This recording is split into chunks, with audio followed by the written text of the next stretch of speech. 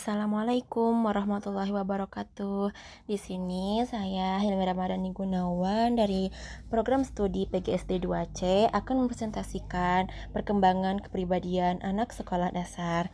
Tujuannya untuk memahami tahapan perkembangan kepribadian anak agar guru dan orang tua dapat mengetahui bagaimana kepribadian anak berkembang dari aspek fisik, kognitif, sosial, dan emosional.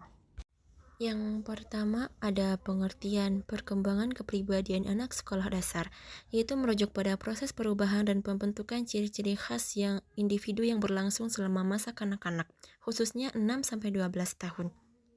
Pada tahap ini, anak mulai membentuk identitas diri, memahami norma sosial, dan mengembangkan kemampuan untuk berinteraksi dengan lingkungan. Jadi, perkembangan kepribadian anak sekolah dasar adalah proses bertahap yang terjadi selama masa kanak-kanak yang membentuk identitas, sikap, nilai, dan pola perilaku sosial anak yang berlangsung dalam konteks lingkungan. Nah, selanjutnya ada faktor-faktor yang memengaruhi perkembangan kepribadian anak. Yang pertama yaitu ada faktor genetik. Faktor genetik adalah faktor bawaan atau keturunan mempunyai pengaruh dalam pembentukan kepribadian, yang dimana ketika anak masih dalam kandungan ibunya, yaitu pembawa atau bawaan sebagai potensi dasar alamiah.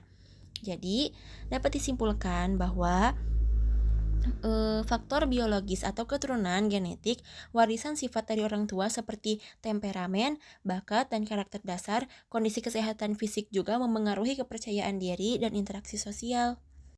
Yang kedua, ada faktor lingkungan keluarga. Jadi, faktor lingkungan keluarga ini sangat berperan penting dalam kepribadian anak dan perkembangan anak. Jadi, lingkungan keluarga merupakan lingkungan pertama bagi anak dini dan pola asuh utama menanamkan ajaran agama, etika, dan moral sebagai pondasi dasar untuk mengembangkan kepribadian dalam kehidupan di kemudian hari. Dan lingkungan keluarga ini yaitu pola asuh orang tua seperti otoriter, permisif, demokratis sangat mempengaruhi sikap, nilai, dan cara anak bersikap. Kehangatan atau konflik dalam keluarga turut memengaruhi perkembangan emosional anak. Selanjutnya dalam lingkungan sekolah. Berinteraksi dengan guru dan teman sebaya membentuk disiplin, tanggung jawab, serta kerjasama anak. Jadi lingkungan belajar yang mendukung membantu anak menumbuhkan rasa percaya diri dan nilai sosial. Yang selanjutnya ada lingkungan sosial dan budaya. Norma, adat istiadat, dan nilai yang berlaku di masyarakat memengaruhi cara anak berpikir dan bertindak. Media massa dan teknologi juga turut memengaruhi pola pikir dan sikap anak. Baik, selanjutnya ada tipologi kepribadian anak, yaitu yang pertama ada kepribadian introvert.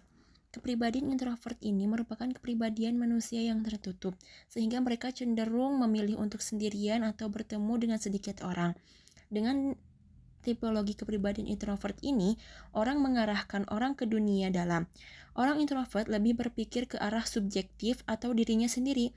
Oleh karena itu, rata-rata orang yang kepribadiannya introvert kurang menikmati keramaian. Jadi, orang yang introvert itu memiliki senang dalam kesendirian, merenung dalam kesendirian. Jadi, mereka itu tidak menceritakan langsung kepada orang lain. Yang selanjutnya ada kepribadian ekstrovert. Apa sih kepribadian ekstrovert itu? Kepribadian ekstrovert menurut M. Rido, ekstrovert adalah suatu kecenderungan yang mengarahkan kepribadian lebih banyak keluar daripada ke dalam diri sendiri. Seseorang ekstrovert memiliki sifat sosial, lebih banyak berbuat daripada berkontemplasi atau merenung dan berpikir. Individu ekstrovert ini juga merupakan individu yang penuh motif koordinasi oleh kejadian-kejadian eksternal. Nah, jadi, kepribadian ekstrovert ini salah satu gaya yang dialami oleh anak dalam berinteraksi dengan dunia dan ditandai dengan sifat terbuka, aktif, dan mudah bergaul. Namun, membutuhkan bimbingan agar dapat mengembangkan empati dan kemampuan mendengarkan. Anak ekstrovert ini juga umumnya lebih terbuka secara sosial, senang berada di lingkungan ramai, dan mudah mengekspresikan diri. Jadi, anak ekstrovert itu lebih mengembangkan dirinya kepada semua orang, lebih sering berinteraksi dengan semua orang. Mereka terbuka akan rekan-rekannya, orang tua, ataupun masyarakat lainnya. Lalu yang selanjutnya, yang ketiga ada ambivert. Apa sih ambivert itu? Kepribadian tipe campuran atau ambivert. Nah, anak ambivert ini terkadang sangat menyukai keramaian, terkadang juga tidak menyukai keramaian, dan terkadang mereka ingin sendiri. Dia tahu bagaimana cara bermain dengan teman, tapi dia tidak mudah bosan saat sendirian. Namun di sisi lain dia tidak tahan dengan bosan jika keduanya tidak bergantian. Anak yang memiliki kepribadian tipe campuran ini suka belajar di tempat ramai, tapi dia juga yang menurut kecenderungannya masing-masing suka belajar di tempat sepi. Jadi ambivert ini terkadang sangat menyukai keramaian, kadang juga tidak. Jadi campuran antara introvert dan extrovert. Beberapa contoh yang memiliki kepribadian tipe campuran atau ambivert yaitu kadang suka bermain sendiri, kadang suka berkelompok, lalu sosial tapi selektif, yaitu mereka mudah bergaul tetapi cenderung memiliki teman yang benar-benar cocok dengannya atau sefrekuensi seperti itu. Lalu bisa tampil percaya diri, dia juga tidak bisa pendiam tapi juga bisa pendiam. Maaf. Bisa tampil percaya diri tapi juga bisa pendiam. Lalu mudah menyesuaikan diri. Selanjutnya memiliki keseimbangan dalam mengekspresikan diri dan mendengarkan. Kepribadian yang di atas menjelaskan bahwa kepribadian ini sama-sama memiliki nilai positif dan normal, serta memainkan peran penting dalam perkembangan anak. Nah, selanjutnya ada peran guru dalam pembentukan karakter. Pendidikan karakter adalah upaya sistematis untuk memperbaiki dan mengembangkan perilaku seseorang untuk menjadi lebih baik sehingga mereka dapat beradaptasi dengan baik dalam masyarakat dan memberikan kontribusi positif dalam kehidupan sosial di masa depan serta menghindari pengaruh negatif. Menurut Suryadi et al. 2021. Jadi, tujuan utama pendidikan karakter adalah membangun karakter peserta didik di sekolah dan menjadi orang yang berakhlak baik. Di sini, peran penting pelajar atau guru sebagai pendidik merupakan sebuah peran penting yang berhubungan terhadap pemberian tanggung jawab dalam memberikan bantuan serta motivasi, adanya pembinaan dan pengawasan, tetapi juga dapat membentuk nilai-nilai moral dan karakter positif dalam diri siswa. Selain itu juga, guru dapat menciptakan lingkungan belajar yang aman, nyaman, dan inklusif, sehingga siswa merasa dihargai dan termotivasi untuk berkembang dengan menjalankan peran-peran tersebut. Guru menjadi kunci utama dalam menciptakan suasana belajar yang mendukung perkembangan karakter positif, sehingga siswa tumbuh menjadi pribadi yang berakhlak, mulia, dan siap menghadapi tantangan masa depan. Selanjutnya, aspek perkembangan kepribadian.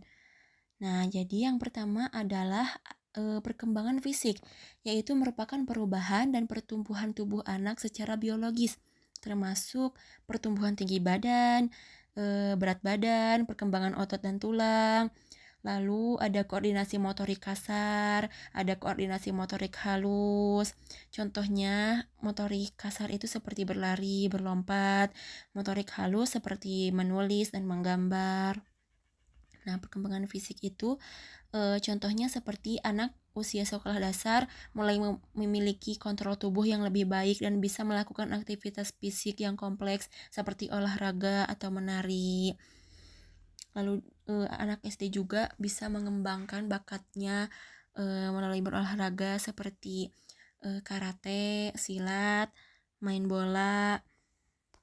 Nah, lanjut yang kedua ada perkembangan intelektual atau kognitif dan bahasa. Jadi meliputi perkembangan berpikir, memahami, mengingat, dan berbahasa. Apa sih kognitif itu? Kognitif adalah kemampuan untuk berpikir logis, memecahkan masalah, dan memahami konsep. Nah, lalu bahasa itu apa? Bahasa itu kemampuan berbicara, mendengarkan, membaca, dan menulis. Nah, seperti ini adalah contohnya adalah anak belajar memahami konsep matematika sederhana, membuat kalimat lengkap, atau menjawab pertanyaan dengan logika. Sebaiknya kita sebagai calon guru memberikan soal matematika kepada anak, yaitu berupa cerita, agar anak bisa lebih logis untuk mengingatnya atau menjawab soal pertanyaan itu. Yang ketiga ada perkembangan emosi. Perkembangan emosi ini kemampuan untuk mengenali, mengelola, dan mengekspresikan emosi secara tepat. Jadi anak itu mampu membedakan perasaan senang, marah, sedih. Dia juga mampu mengontrol emosi dalam situasi sosial dan menunjukkan emosi terhadap orang lain. Jadi anak itu mulai misalnya ketika dia sedang kecewa atau marah, dia tidak akan memberontak langsung, tetapi dia akan memendamnya sendiri terlebih dahulu, mengontrol emosinya. Contohnya yaitu anak dapat menenangkan diri saat kecewa atau marah dan mampu menghibur temannya yang sedang sedih. Ketika anak sedang kecewa atau marah, tapi wajah mereka tidak akan menampakkan kesedihannya. Lalu ada perkembangan sosial. Nah, dalam perkembangan sosial ini, anak juga mampu untuk berinteraksi, bekerja sama, dan membina hubungan dengan orang lain. Seperti membentuk persahabatan, mengikuti aturan kelompok, mengembangkan keterampilan komunikasi sosial. Jadi anak juga mampu berinteraksi dengan misalnya guru, teman sebaya, masyarakat, atau dalam kegiatan apapun juga. Dalam perkembangan sosial juga anak mulai memberikan pendapat antara kelompok. Misalnya dalam sebuah kelompok anak-anak dapat berpikir, berbagi pendapat, perbedaan pendapat gitu. Dan setiap anak juga memiliki perbedaan pendapat. Ya, lalu yang selanjutnya ada perkembangan moral, yaitu kemampuan untuk memahami perbedaan benar dan salah serta menerapkannya dalam kehidupan sehari-hari.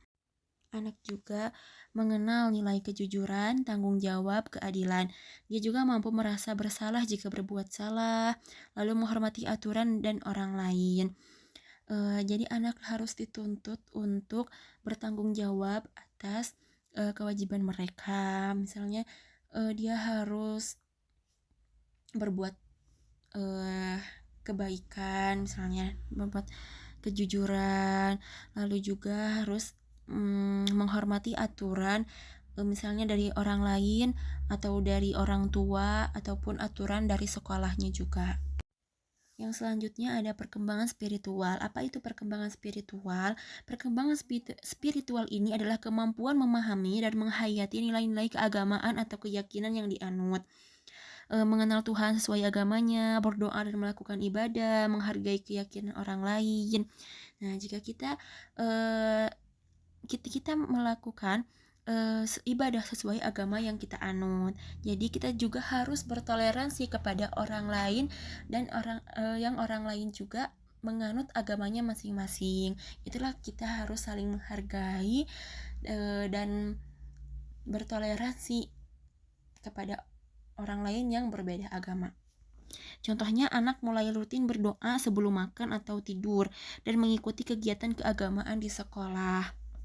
Dapat disimpulkan dari materi yang saya bahas tadi, yaitu perkembangan kepribadian anak sekolah dasar adalah fondasi penting bagi pembentukan karakter di masa depan. Setiap aspek perkembangan saling mendukung untuk menciptakan individu yang sehat secara fisik, cerdas secara intelektual, stabil secara emosional, sosial, bermoral, dan spiritual. Peran guru dan orang tua sangat penting dalam mendampingi dan membimbing anak melalui setiap tahap perkembangan ini. Demikian dari saya, mohon maaf bila ada kesalahan. Saya akhiri dengan doa, Rabbana atina fid dunya hasanah wa fil akhirati hasanah wa qina adzabannar. Wabillahi taufiq wal hidayah. Wassalamualaikum warahmatullahi wabarakatuh.